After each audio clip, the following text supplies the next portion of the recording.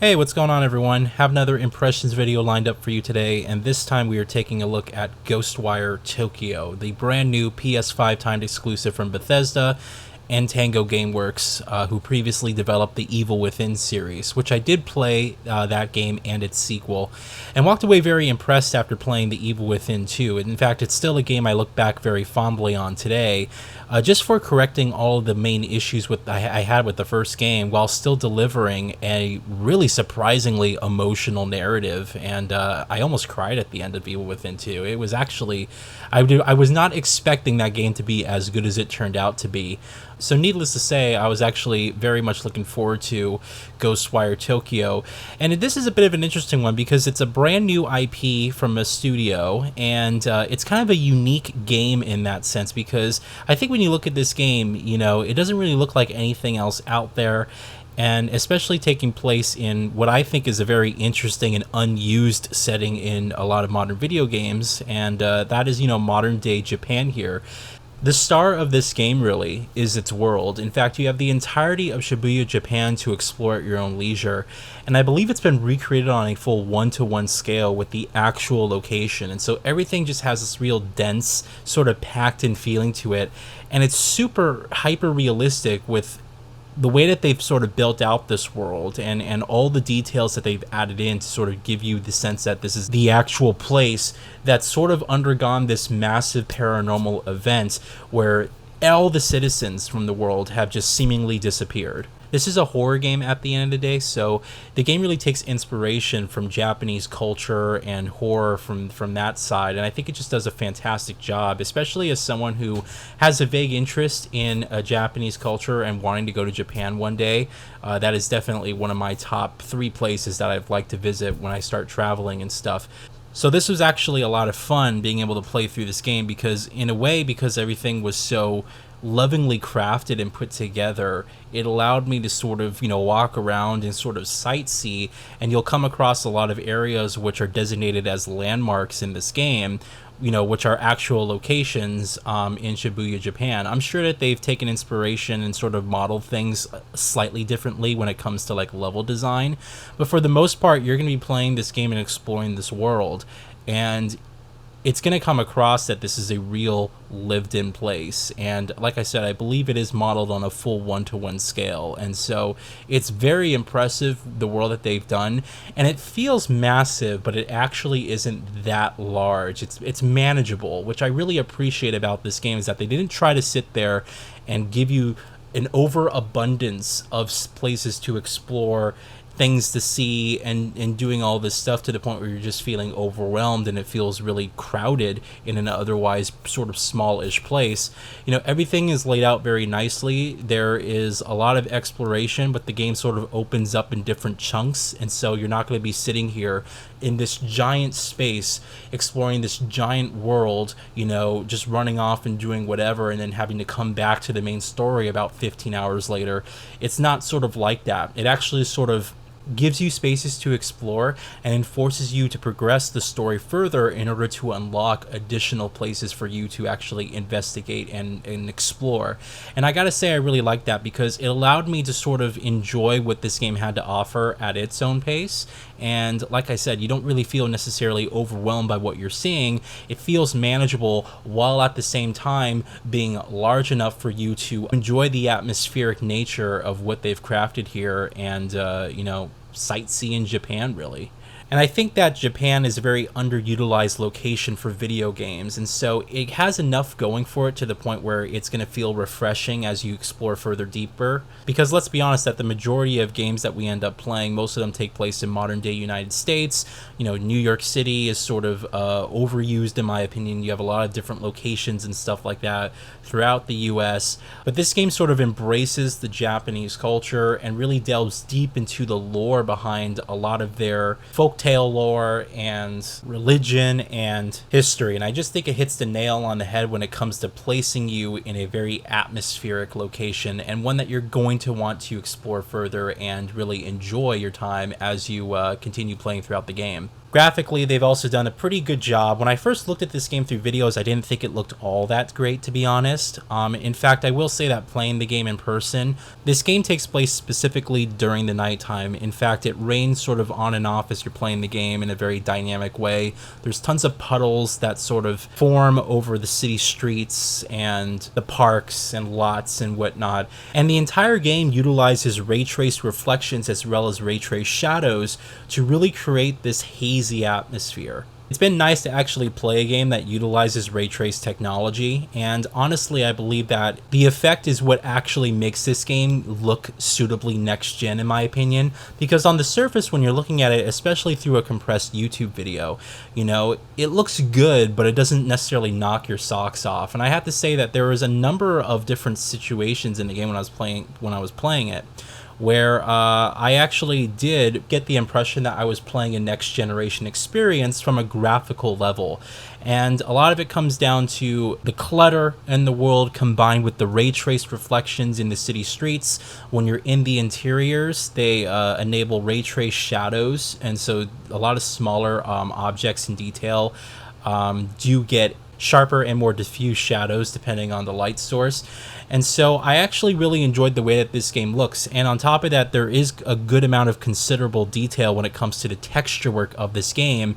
You know, you'll be in a number of different houses and apartments throughout the city, and you'll notice a lot of books and movies on shelves, and you'll be able to walk right up to them and see really clean texture work that will allow you to actually read information about them, and it's actually really well done. So on the surface things may look a little bit stylized when it comes to this game, but there is actually a really good amount of detail, and I do think it utilizes the next generation architecture to really deliver this sort of reflective and suitably detailed world. And I think a lot of people will be happy with the presentation that they're getting with this game.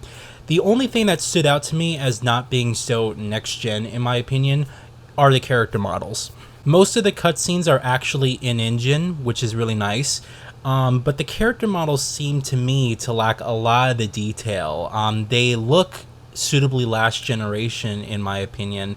But at the same time, there is still some decent effects work that they've added in order to make these guys look a little bit better than what they actually are. I noticed in particular, because the entirety of this game is done in a first-person perspective, that the detail on your character's arms, you'll see like actual muscle tissue and skin sort of wrinkles form as he's doing the signs with his hand. In fact, that detail level is there, it's present.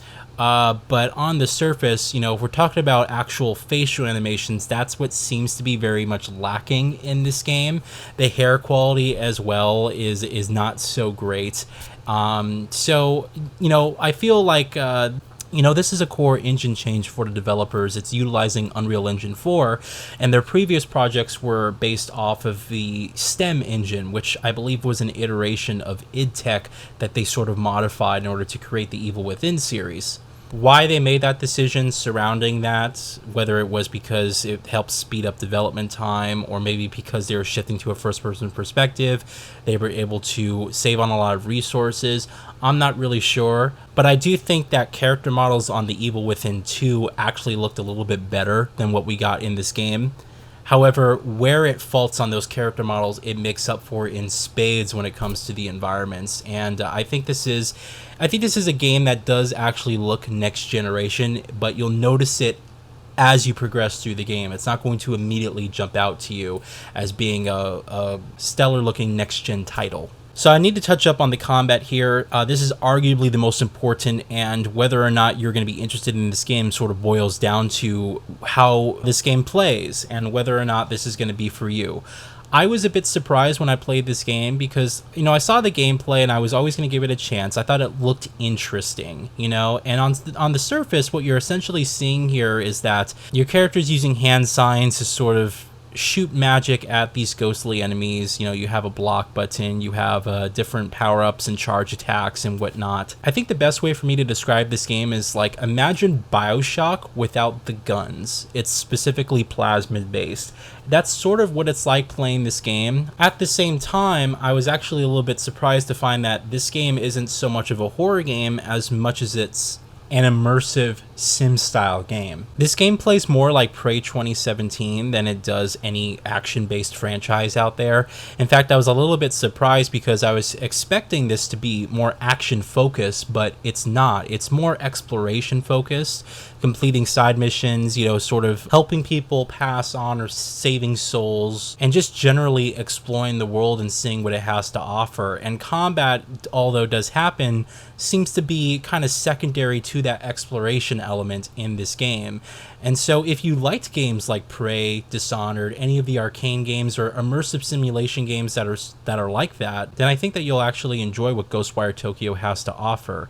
But if you're looking for something that was a little bit more action-based or maybe a little bit more linear in nature, you're not going to find it here. This game is a lot slower paced than I expected it to be, and that sort of meant that, longer gameplay sessions for me, I started to feel a little bit tedious towards the end of the game, because as I was completing side missions and collecting more spirits, the game just seemed to hand me more stuff to find, more stuff to do. And most of the time you're just kind of walking around the city or flying around, just sort of, exploring these spaces, which is great for the first time. But when you're sort of revisiting these locations back to back and you realize that there's a ton of stuff to do with even just a small little district of the world, at times it can become a little bit tedious, especially when you're looking at playing this game for long hours. So I think the best approach when actually playing this game would be kind of short controlled bursts, because you'll want to keep coming back to it for being, involved in this game's atmosphere. So all this is very positive with the game. However, I do have some gripes with it. It's definitely not perfect, and I want to get into some of the things I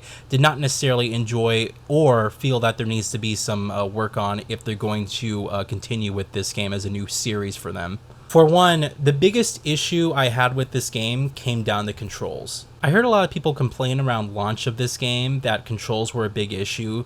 A lot of that kind of stemmed from the performance of the game, which seemed to have, I believe, a total of 7 or 8 graphical modes that you can switch from. I ended up playing the game on its quality mode, which I believe was an 1800p 30 frames per second lock. But I found something interesting when playing this game is that my TV defaulted to its 120 Hz mode option, and I have an HDMI 2 4K television, so it doesn't do 4K 120, it does 1440p 120 and also 1080p 120. And I actually tried disabling the 120 Hz because, if the game was running higher than 1440p, and it was, I wanted the extra resolution since I was only playing at 30 frames per second anyway.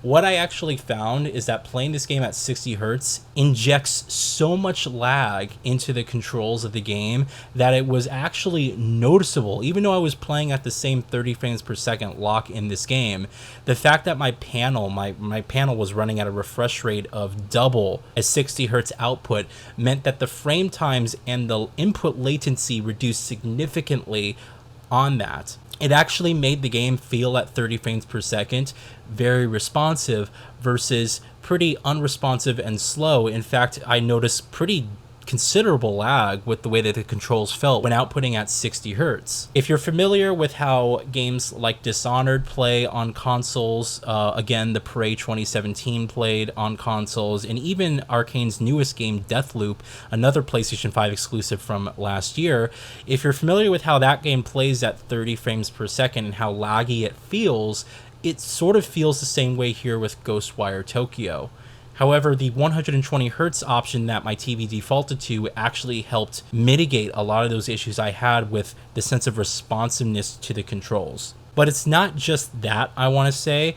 Platforming, which is a huge part of your maneuverability and exploration element to this world, is pretty poor.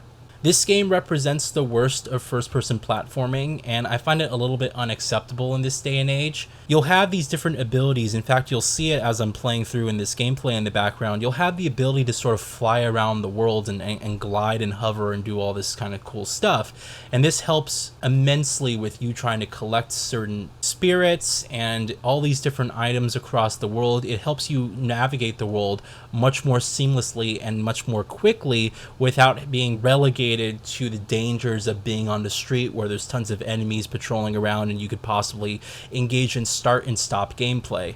The problem here is that your character doesn't seem to want to grab on any of these ledges, and whether or not he grabs something seems to be very inconsistent based on what the game allows you to do. If you're approaching any ledge at an angle, your character will refuse to grab it. This means that the hovering / gliding ability, which has you flying in a fixed direction at a fixed speed, if you're coming to a ledge at an angle, or maybe you're flying towards a building on a corner, your character will just refuse to grab the ledge, and so you'll end up falling to the ground and having to look for a way up again. And this actually made traversal very painful and unenjoyable for this game. It seemed to work like 50% of the time. Like, you could never guess when the character was going to grab a ledge.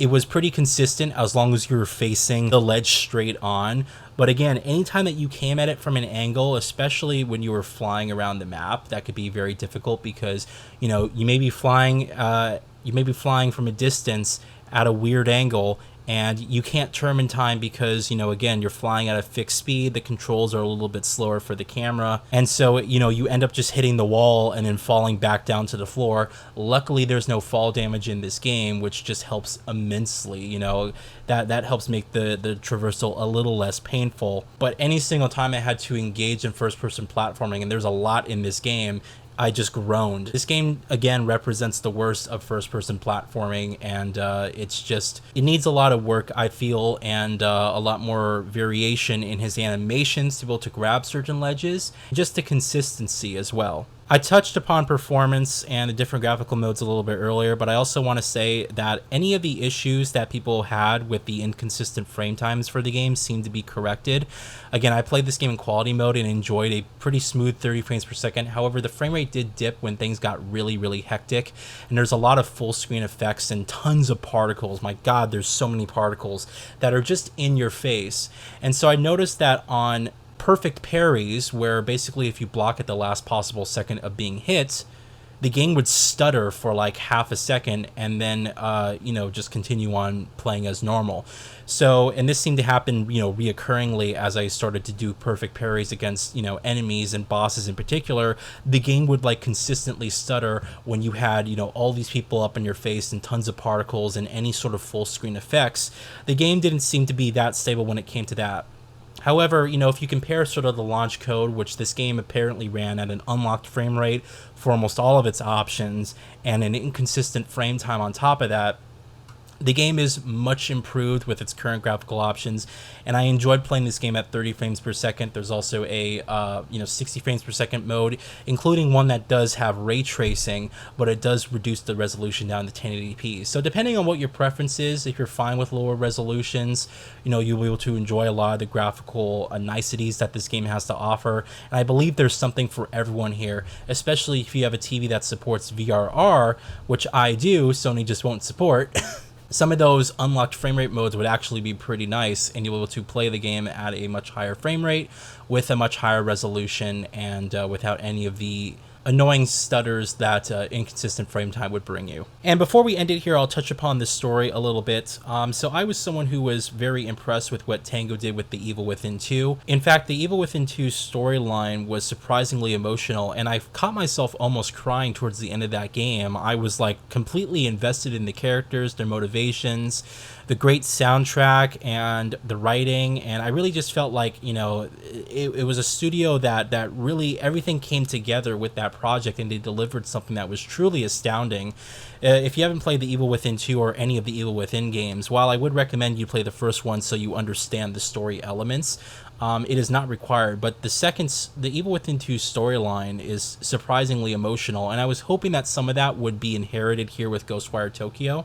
There's definitely some emotional parts, and there's an emotional motivation for the character of why he's sort of progressing through this and why he's fighting back. But I did feel that it dropped the ball a little bit. It doesn't quite have that impact, you know, that The Evil Within 2 had. It's missing sort of that raw impact. And this game's side missions are relatively weak for the most part. There's some cool stories, you know, here and there. In fact, some of the longer side missions that overarch across 2 or 3 missions to complete the full narrative of what's going on are actually pretty well done. But the main story missions, there's actually a really good handful of great story missions that make use, I think, of the developers' scare tactics They have levels that completely change in real time, and so as you're walking through them, you know, walls are deteriorating, there's tons of video effects going on. I mean, it's pretty mind-blowing, and they definitely play with all your senses to sort of enrich you in this really horrific space. And again, I didn't really find the game really that terrifying when I was playing it.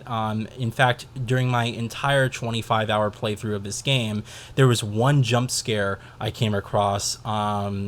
But most of the time you're going to be walking through this world, and it's not necessarily scary. There's just some suspense and stuff that's going on.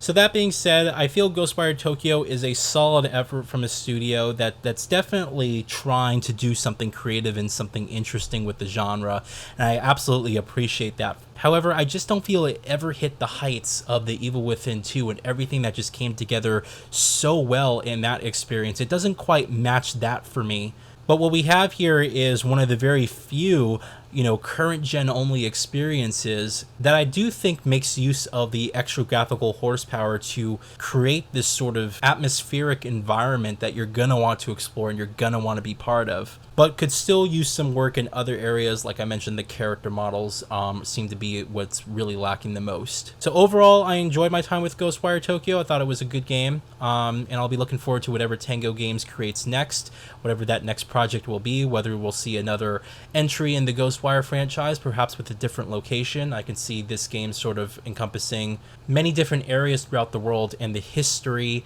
and lore behind each nation when it comes to sort of making it into a horror element style game.